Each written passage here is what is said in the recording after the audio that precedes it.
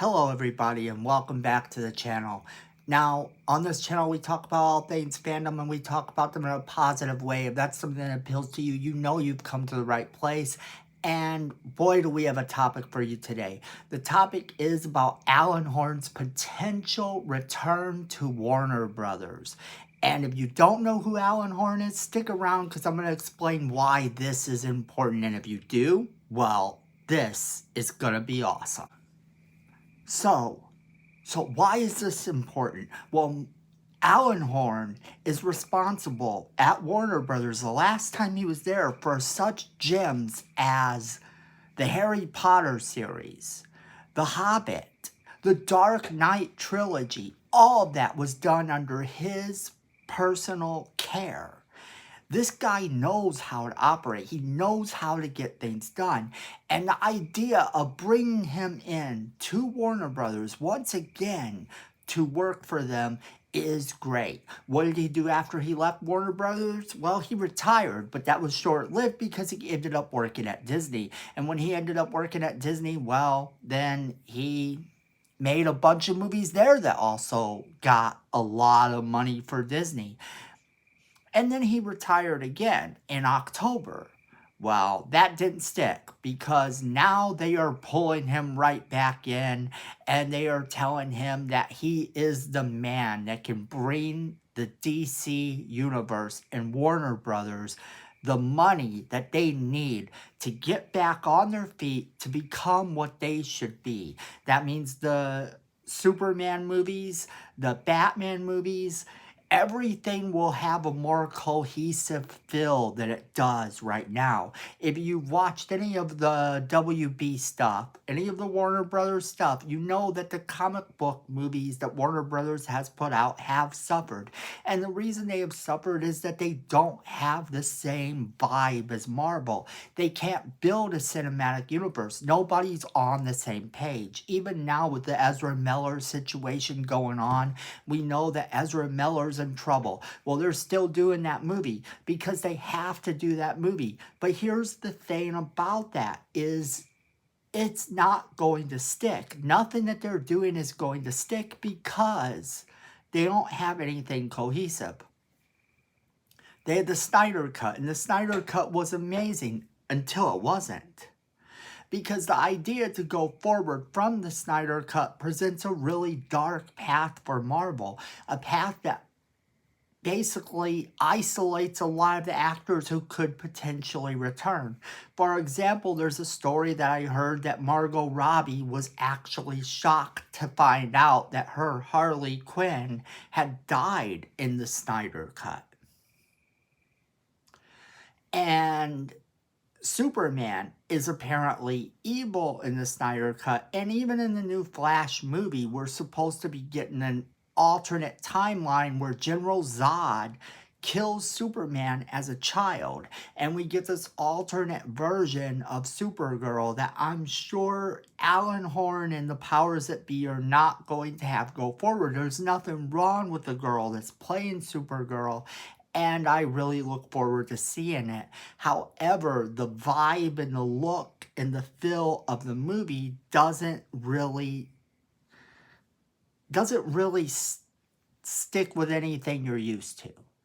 And when you're doing that in a movie that's a beloved property, you're always going to make people mad. You're always going to have people that aren't going to follow it or aren't going to like that as much because it's not the iconic thing that they're used to.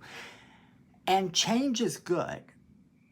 But change is only good to a certain extent. You don't take an IP like Superman and kill him off to bring in a new version of a character that is also beloved.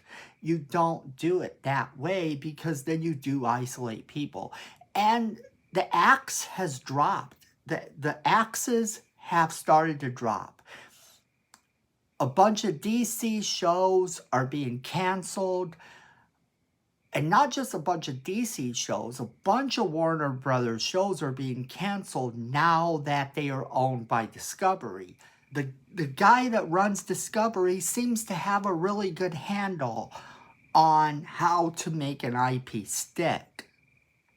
on how to be ready to build a cinematic universe like Marvel, which is ultimately what the WB wants to do. Not just with the superhero properties, but probably with a whole bunch of other properties.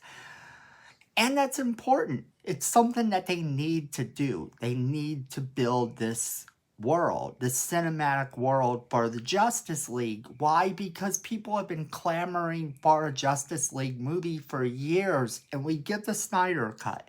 And while the Snyder Cut is good, ultimately the theatrical cut we got was not a Snyder Cut. And both versions leave a little bit to be desired. They're both good in their own ways, although I will say the theatrical version may be a little bit more of a mess. However, the thing of it is that the Snyder Cut comes across like everything else that DC has been doing over the past couple of years, and that is that they make the darkest of dark. They are essentially building a world that is so dark and gritty and horrible that I wouldn't want to live in that world. I wouldn't want to. And I feel that with superhero IPs, you want people to want to be those superheroes. The problem with DC is that I look at DC's current lineup of movies, and as much of a Superman fan as I am, I wouldn't want to be this incarnation of Superman. As much of a Batman fan as I am, I would hesitate to be any version of Batman that they currently have going on. And nothing against it, because the movies are great, and I'm not saying that the movies aren't great. So, I'm just saying that under their current state, there's too many elsewhere world movies. There's too many of the movies that are a little bit darker and more gritty than the comic books they're based on. Batman is the exception to this rule. Batman can be dark and gritty and wonderful all at the same time. But they lack this cohesive coming together. And they've been looking for someone like Kevin Feige to come in and build this universe for them, to help Warner Brothers as a whole, but more importantly, to help the DC Cinematic Universe. And Alan Horn is brilliant. Everything that he has touched over the years has pretty much turned to money. And more money than you can make ever, and he's done it. I mean, he's made these companies what they are. He's responsible for the success of these companies during the time that he was in them. Warner Brothers before, then Disney, and he has done an amazing job. So bringing him in as a mentor or anything, which that's the thing. The article states that it's by Puck, and it states that he has been talking to them about coming in, and that it's gone beyond talking a little bit. It's gone beyond casual talking. It's a potential thing that will happen. And that's exciting news for anyone who loves the Marvel Cinematic Universe and the DC Cinematic Universe alike. Or even if you're just a fan of the DC Cinematic Universe, this is exciting news. Because even though you can still get all the elsewhere movies and you can get all these elsewhere world movies going on, you need to have that cohesive, pieced together story that would result in us having a Justice League. And that is what he brings to the table. So Alan Horn coming back super excites me. And I want to know what you guys think. So let us know what you think in the comments below, because YouTube likes it when we hear from you, and we like to hear from you.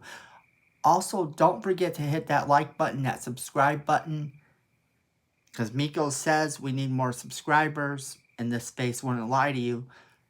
Make sure you hit that notification bell so you don't miss a single video, and make sure you're sharing this video with all of your friends so they get the same great content you're getting. And most important, remember, we're all fans at the end of the day, and fandom is family.